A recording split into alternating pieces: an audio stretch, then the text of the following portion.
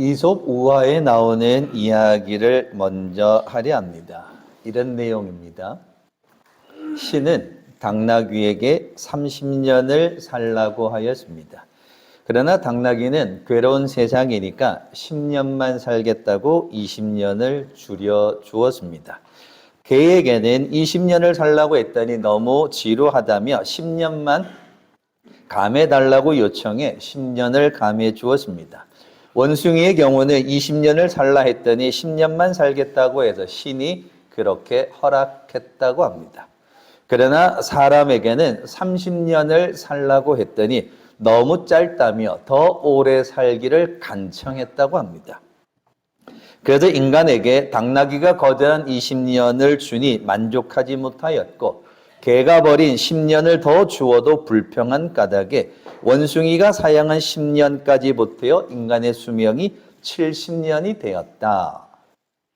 본래 인간의 나이는 당나귀의 나이, 개의 나이, 원숭이의 나이가 더해진 것이다. 이게 이제 이솝 우화에 나오는 이야기입니다. 그러면서 덧붙이기를 그 결과 인간은 30살까지는 순조로운 삶을 살아가는데 30세부터 50살까지는 가족 부양으로 힘겨운 당나귀의 삶을 살아가고 50살에서 60살까지는 자녀들이 다 떠난 후에 집을 지키는 개의 나이를 살고 60살에서 70살은 얼굴에 주름이 잔뜩 낀 원숭이의 나이를 살아간다라고 이솝 우화는 세월의 무상함을 이야기해 주고 있습니다. 어쩌면 오늘 어버이 주일입니다. 이솝 우화를 어떻게 해석하느냐에 따라 좀 보는 차원은 다르겠지만 그 내용을 본다면 우리의 부모님들은 가족을 위해 힘을 다하였고 언제나 자녀만을 위해 걱정하는 것이 부모님의 마음입니다. 그 얼굴에 주름이 가득한 것이 부모님의 모습이기도 합니다. 오늘 어버이 주일에 우리의 부모님들 모두에게 하나님의 은혜와 하나님의 축복이 함께 하시길 바랍니다. 그러나 한국 사회가 이 노령화 사회가 되어가면서 부모 공경에 관한 이 문제가 참 어려움을 경험하게 되었습니다. 사회 문제로 대두되기 시작합니다. 많은 사람들이 이야기합니다. 윤리 도덕이 땅에 떨어지고 가정의 질서가 파괴되었다. 그래서 참 혀를 차면서 쯧쯧쯧 이렇게 걱정이 많습니다. 그러나 분명한 사실은 인간이 살아가는 가장 작은 공동체가 가정인데 이 가정 공동체가 무너지면서 이 사회가 무너져 간다는 겁니다. 그렇기에 무너져가는 사회를 세울 수 있는 가장 기본은 가정입니다. 그리고 가정을 지탱할 수 있는 가장 큰 힘은 사랑과 효다 이렇게 이야기합니다. 하나님은 성경을 통해 우리에게 참된 효를 가르쳐 주었습니다. 제 어릴 적만 하더라도 학교 다니면 학교에서 윤리, 도덕, 효, 공경, 어른을 섬기는 것 물론 지금도 다 가르치긴 합니다만 요즘은 너무 개인의 삶에 간섭하면 인격 침해가 되어서 더 이상 할 수 없는 일들이 많습니다. 그렇기에 목회자로서 가만히 생각해 보면 어떻게 하면 무너져가는 세상, 사회를 세울 수 있을까? 그건 하나님이 가르쳐 주신 말씀이다. 그 말씀의 핵심은 뭐냐? 하나님이 세워주신 가정이다. 그럼 그 가정이 든든히 세워지려면 뭐가 있어야 되는가? 그건 사랑과 효다. 이걸 이야기합니다. 그래서 오늘 저는 효를 다하는 것, 부모님을 공경하는 것, 그것이 가정이 바르게 세워지는 거요. 그 바르게 세워지는 그 가정을 통해 이 땅에 이 무너져가는 가정이 세워져 갈 수 있을 거다 생각해 봅니다. 성경에 등장하는 여러 인물들을 한번 떠올려 보십시오. 효부를 이야기하면 나오미의 며느리 룻을 떠올리게 됩니다. 어머니의 하나님이 나의 하나님을 고백하고 따라온 그 여인, 그 룻의 모습을 기억합니다. 그러면 효자가 누가 있을까? 갑자기 잘 떠오르진 않지만 예수님부터 시작합니다. 예수님은 30세까지 부모님을 모시고 열심히 일을 하며 모시고 공양하고 부양했습니다. 오늘 본문에 등장하는 요셉도 마찬가지요. 이삭도 다윗도 마찬가지입니다. 성경은 효를 강조합니다. 그러나 하나님을 알지 못하는 사람들이 단순히 우리가 제사를 드리지 않는다고 해서 효가 없다라고 말합니다. 그러나 성경은, 기독교는 효가 없는 것이 아닙니다. 가장 참된 효의 사상이 넘쳐나는 것이 성경입니다. 성경에 나타난 몇 구절을 알려드리면 이렇습니다. 출애굽기 20장에 내 부모를 공경하라. 그리하면 내 하나님 여호와가 내게 준 땅에서 너의 생명이 길게 될 것이다. 신명기 27장에는 너의 부모를 긍휼히 여기는 자는 저주를 받을 것이라. 모든 백성은 아멘할지니라. 사람에게 완악하고 패역한 아들이 있어 그 아버지의 말이나 그 어머니의 말을 순종하지 아니하고 부모가 징계하여도 순종하지 아니하거든 그 성읍의 모든 사람들이 그를 돌로 쳐 죽일지니 이같이 내가 너희 중에 악을 제하라. 그리하면 이스라엘이 듣고 두려워하리라. 잠언 30장에는 아비를 조롱하며 어미 순종하기를 싫어하는 자의 눈은 골짜기의 까마귀에게 쪼이고 독수리의 새끼에게 먹히리라. 그러니까 그 외에도 여러 성경 구절은 부모님을 어떻게 섬기고 효를 다해야 하는가 구약이 이야기합니다. 신약 성경도 마찬가지입니다. 에베소서 6장에 이르기를 자녀들아 주 안에서 너희 부모에게 순종하라. 이것이 옳으니라.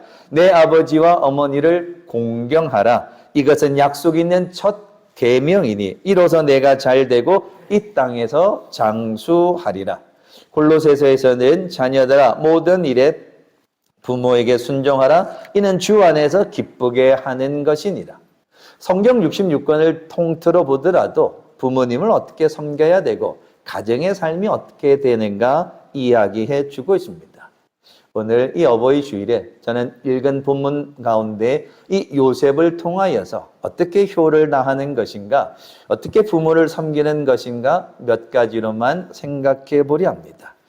요셉은 야곱의 11번째 아들입니다. 12아들 가운데 11번째입니다. 그런데 요셉은 어린 시절 어머니가 동생 베냐민을 낳다가 죽게 됩니다. 그래서 아버지의 다른 아내들의 돌봄 속에서 이 요셉은 자랍니다. 그러다 보니까 이 요셉이 어렸을 때 엄마가 죽었으니 얼마나 가엾습니까? 그래서 아버지는 요셉을 좀 특별하게 사랑합니다. 어미 없는 불쌍한 아들이니 아버지의 마음이 얼마나 짠했겠습니까? 그러다 보니 아버지의 특별한 사랑을 받는 요셉을 나머지 형들이 싫어했습니다.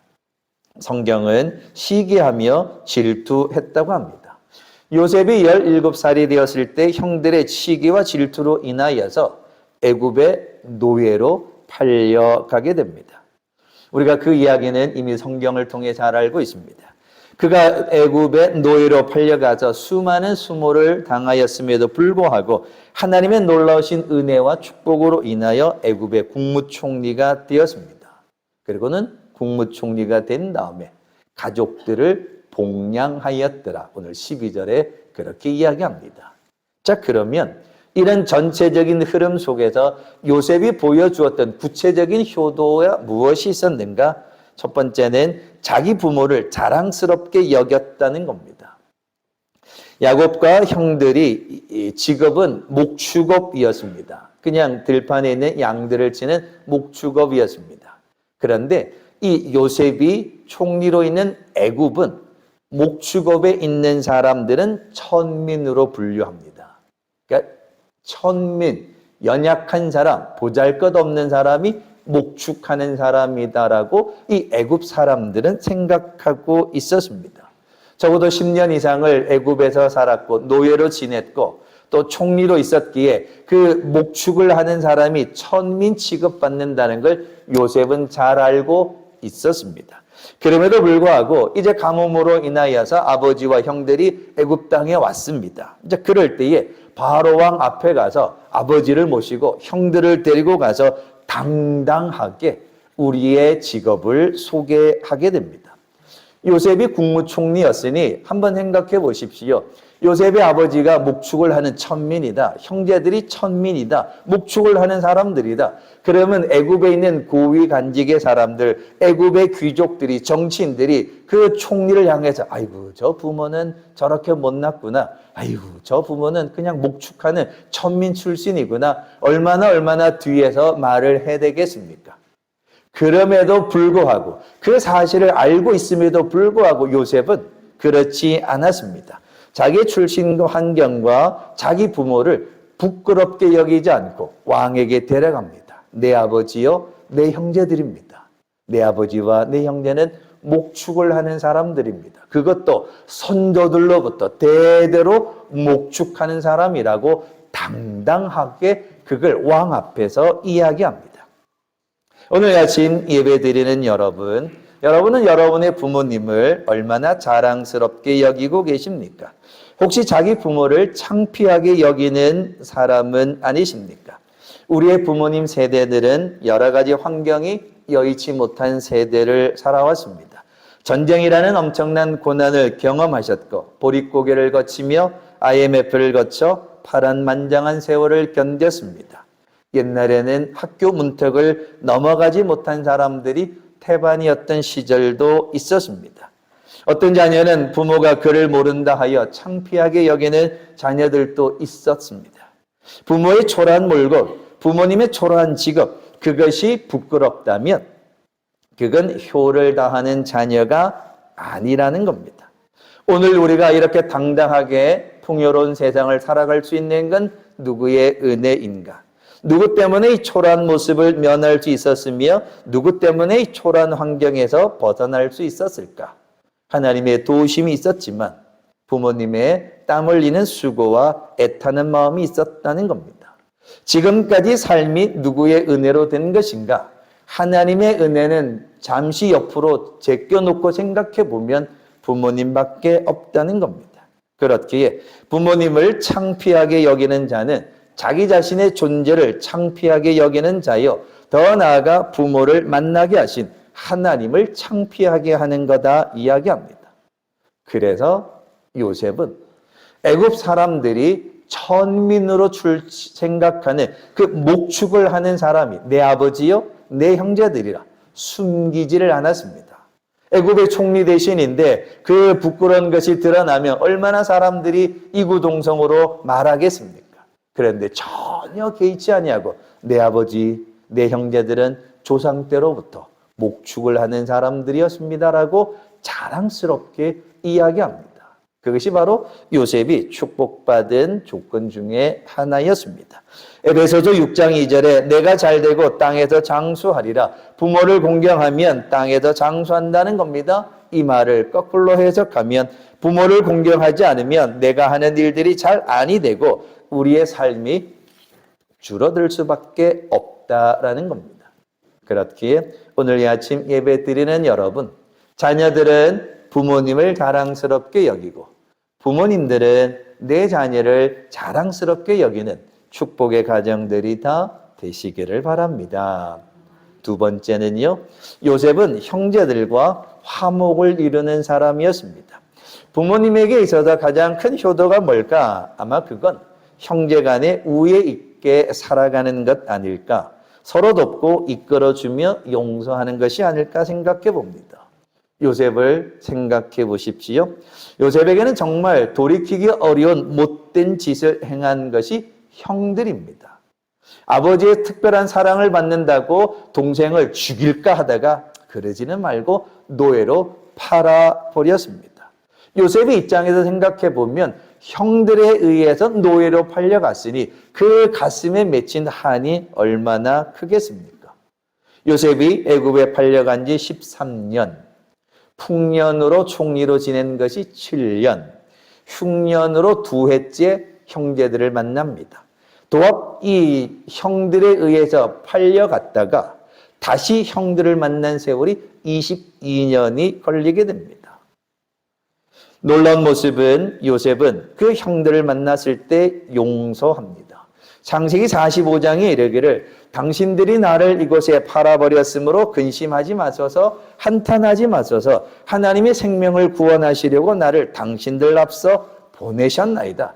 나를 22년 전에 노예로 팔아버린 것 때문에 걱정하지 마시고 한탄하지 마소서. 하나님이 이 어려운 때를 위해 나를 먼저 보내셨으니 너무 걱정하지 말라고 그 형들을 용서하는 겁니다. 뿐만 아니라 그 형들을 다시 이 애굽으로 와서 이 흉년 들었을 때 이 풍요로운 애굽 땅에서 살아갈 수 있도록 모든 것을 다 제공하는 것이 요셉의 모습입니다.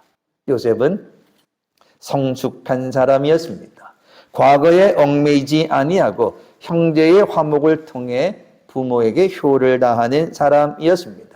만약에 요셉이 형들에게 그 22년 전에 그 억울한 걸 대갚았다면 그 아버지의 마음이 얼마나 힘들었겠습니까? 그렇기에 오늘 이 아침 부모님에게 효를 다하는 방법이 무엇이 있을까? 형제간에 여러 가지 이유들로 속상한 일이 있는 것 많습니다.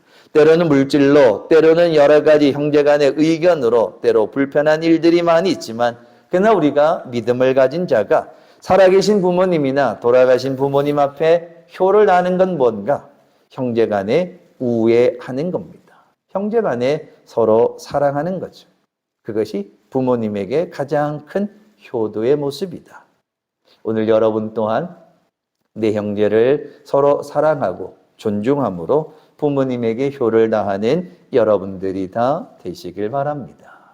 마지막 한 가지는 부모님을 복양하는 것이었습니다. 요셉은 야곱의 노후를 복양합니다. 12절 말씀에 그의 아버지와 그의 형들과 그의 아버지의 온 집에 그의 식구들을 따라 먹을 것을 주어 복양하였더라. 여기서 복양이라는 단어는요, 부양, 공개하다, 제공하다, 양육하다, 채우다 이런 뜻이 있습니다. 흉년으로 인하여 먹을 것이 없을 때에 가족에 필요한 모든 것을 이 모양 저 모양으로 먹을 수 있도록 채워주었다는 겁니다. 그러니까 효는 노년에 계신 부모님을 복양하는 겁니다. 제공하고 양육하고 채워주는 겁니다. 먹고 살아갈 수 있도록 살아 계실 때에 노후를 잘 모시는 것, 그것이 진정한 효도다라고 이야기합니다. 길을 가다가 읽었던 광고판 문구 하나를 제가 읽어드리겠습니다. 한번 들어보십시오. 눈에 들어왔길래 좀 표시해 두었습니다. 내용은 광고판의 내용은 이렇습니다. 수목형 평장묘, 정원형 평장묘, 매장묘, 7성급 프리미엄 봉안당 납골당, 땡땡땡 추모공원. 미리 준비하시면 든든합니다. 문의 전화 땡땡땡 땡땡땡. 제가 이 광고판을 보면서 이 씁쓸하다고 해야 되나요? 아니면 어떻게 이해해야 하나요? 7성급 별이 7개 있는, 우리도 보통 이 고급 호텔을 별이 5개라고 말합니다. 그런데 별이 7개 프리미엄 봉안당 납골당, 그곳에 모셔야 효를 다한다라고 그렇게 써 있었습니다. 봉양한다는 건 살아계실 때 7성급으로 모셔야죠. 살아계실 때 프리미엄으로 부모를 봉양해야 합니다. 돌아가신 다음에 봉안당에 납골당에 하는 거는 또 그 다음 일이지만 생전에 고생 시키다가 돌아가신 다음에 별이 7개 납골당에 모시면 그게 효도하는 걸까? 여러분도 돌아가신 다음에 별이 7개 있는 납골당에 들어가는 게 효가 될까요? 저는 그걸 읽으면서 이 광고판을 보면서 참 이건 아니지 않을까? 돌아가신 다음에 별이 7개짜리 납골당에 모시는 것이 아니라 그건 그 다음 일이고 살아 생전에 별이 7개, 8개, 10개짜리로 모실 수 있어야죠. 그게 봉양한다는 의미입니다. 그게 참된 효도다라는 겁니다. 그래서 봉양했다라는 것은 요셉이 가뭄으로 인하여서 참 어려움에 있는 아버지와 형제들을 다 모셔와서 필요한 것을 다 봉양했다, 제공했다라는 겁니다. 그랬더니 요셉이 이렇게 효를 다하였더니 그 결과가 어떻게 되었는가? 총리가 되었고 그의 나이 39세 때 아버지를 모시오고 아버지는 130세였고 그때로부터 17년을 애굽에서 거주하였고 야곱이 147세에 죽게 됩니다. 요셉이 총리로 있는 동안에 그 모든 일을 잘 섬겼다는 겁니다. 요셉이 죽게 되었을 때 애굽의 전 국민들이 다 애국하고 슬펐다는 겁니다. 그 말은 요셉이 부모님을 잘 모셨더니 총리로 지내는 동안에도 잘 하였고, 그 애굽의 총리로 지내는 동안에 그 애굽 사람들이 다 요셉을 존귀하게 여겼다는 겁니다. 부모가 목축업을 했기 때문에 천민이다, 그렇게 생각하지 않았다는 겁니다. 효를 다하였더니 요셉을 하나님이 잘 되게 하셨다는 겁니다. 그러니까 효를 다하면 성경은 우리를 잘 되게, 자녀를 잘 되게 축복한다는 겁니다. 부모님을 자랑스럽게 여겼고, 형제들과 서로 사랑하여 화목을 이루었고, 부모를 복양하는 그 효를 다함으로 인하여서 요셉은 잘 되는 사람이었습니다. 그게 효를 다하는 하나님의 축복이었습니다. 이제 말씀을 맺으려 합니다. 오늘 아침 예배 드리는 성도 여러분, 우리는 부모님을 잘 모셔야 합니다. 부모님의 마음을 잘 헤아려야 합니다. 성경에는 효에 관한 이야기가 많이 있습니다. 옛 속담에도 효자는 하늘에서 난다, 이렇게 말합니다. 하늘은 하나님입니다. 효자 되기가 어렵다는 뜻도 포함되어져 있습니다. 그러나 하나님을 믿는 우리들에게는 성령께서 도우시기에 하나님이 기뻐하시는 효를 행할 수 있는 사람이 되어야 합니다. 효를 행하면, 부모님을 잘 모시면 자녀들이 잘 된다는 겁니다. 그게 성경의 가르침이기도 합니다. 오늘 교회 엘리베이터 안이나 게시판에 부모가 보내는 편지라는 그 글을 옮겨놨는데요. 짧은 부분 다 읽진 않고 한 부분만 읽고 말씀을 맺으려 합니다. 이 내용은 부모님의 마음을 좀 이해하는 자녀들, 오늘 이 게시판이나 엘리베이터 안에는 두 가지 글이 있습니다. 한번 읽어보시면 좋을 텐데요.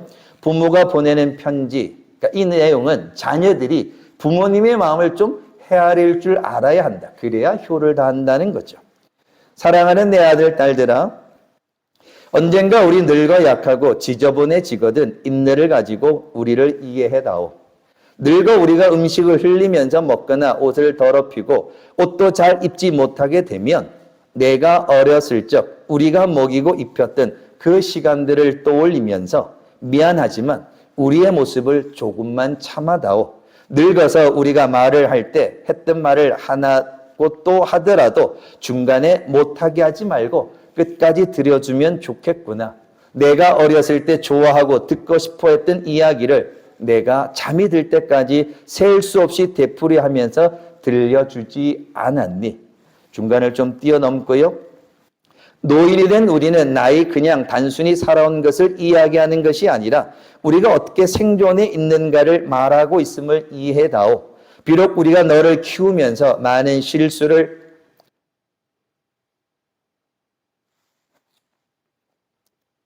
했어도 우리는 부모로서 줄 수 있는 가장 좋은 것들과 부모로서 보여줄 수 있는 가장 좋은 삶을 너에게 보여주려고 최선을 다했다는 걸 언젠가는 너도 깨닫게 될 것이다. 사랑한다 내 아들아, 딸들아. 내가 어디에 있든지 무엇을 하든지 너를 사랑하고 너의 모든 것을 사랑한다. 그러니까 중간에 한번 읽어보시면 좋을 것 같고요. 이 말씀을 맺으려 하는 이유는 부모님들은 자녀들의 마음을 좀 더 이해하시고 자녀들은 부모님의 마음을 또 이해하고 부모님은 자녀를 이해하게 될 때 그 가정이 아름다운 공동체가 되어지고 그 가정이 행복한 가정이 된다는 겁니다. 그렇기에 오늘 어버이 주를 맞이하는 이 아침 예배드리는 모든 성도 여러분, 효를 다하시고 또 자녀들의 마음을 서로 이해하셔서 부모님을 잘 모시는 사람, 또 부모님의 마음을 헤아리는 사람, 또 자녀들을 사랑하는 그 가정 하나님이 잘 되게 하십니다. 효를 다하면 하나님이 잘 되게 하십니다. 잘 되도록 축복하시는 그 하나님이 우리에게 축복하실 겁니다. 그렇기에 부모님을 잘 복양하시고 자녀들의 마음을 잘 헤아리셔서 하나님의 사랑에 넘치는 복된 가정 되시길 주님의 이름으로 축원합니다. 기도하겠습니다. 고마우신 아버지 하나님 감사합니다. 어버이 주일을 맞이하며 오늘에 이르기까지 우리의 부모님을 지켜주심을 감사합니다. 건강하게 하시고 믿음 생활하게 하시고 노년의 삶이 더 복되게 하시되 자녀들을 통하여 잘 복양하게 하셔서 노년의 삶이 더 아름다운 삶이 되게 하시고 부모님에게 효를 다함으로 하나님이 자녀들을 잘 되게 하신다는 그 축복이 사랑하는 성도들 가정가정마다 넘쳐날 수 있도록 인도하여 주셔서 부모님에게 효를 다함으로 인하여 하나님의 사랑과 하나님의 축복이 넘치는 우리 모두의 가정들이 다 되어 하나님의 사랑, 은혜, 그 넘침으로 인하여 날마다 축복의 삶을 살아가는 우리 모두가 다 되게 인도하여 주시옵소서. 감사드리며 예수님의 이름으로 기도하옵나이다. 아멘.